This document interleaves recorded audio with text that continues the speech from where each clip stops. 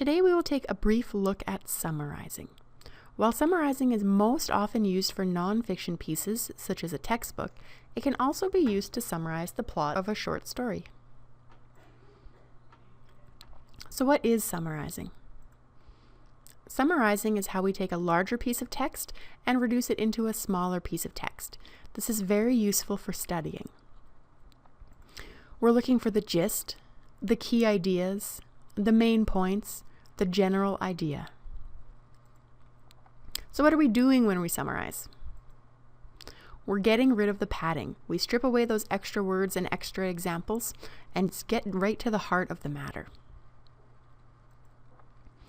We're looking for keywords and phrases. Keywords will often be written in bold font. This indicates that it is important to our understanding.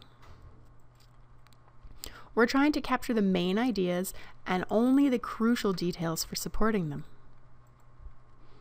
So what should you write down? The main ideas.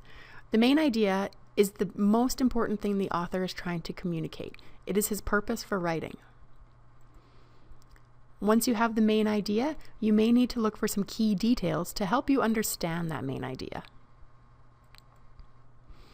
Use the keywords and phrases, again remembering keywords are often in bold print. Break down the larger ideas. If you were looking at a paragraph, you should be able to break it down to 1 to 2 sentences. Write only enough to get the meaning. Take brief but complete notes.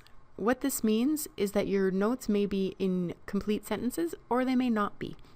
As long as there's enough information for you to understand, that is what is important. What shouldn't you do? Do not write everything down. If you're going to write everything down, you may as well look at the original. Don't write nothing down. Write complete sentences. Again, as I've already said, this is a choice. Don't write too much or too little, and don't copy it word for word. Let's do some practice. On the next slide is a 1-paragraph story. We're going to read it, then you will pause the video to summarize it in 2 sentences. Once you have your summary, resume the video to see if our summaries are comparable. Love Rings Twice by Bill Lagudis. Theirs was a true love, thought Tony, one to stand the test of time. Eva, his soulmate, was somehow even more beautiful than the day they first met, he realized. And even though she always seemed to say something interesting, it ultimately didn't matter, as he was happy just to hear her soft melodic voice. Someday soon, he imagined, they would have children together, and their love would blossom as a family. These wonderful thoughts made him feel warm and tingly inside. Suddenly, without warning, Tony was yanked from his daydream by the doorbell. He let out a long sigh, realizing that would be the courier with the divorce papers. Pause the video now while you summarize this paragraph into a maximum of 2 sentences.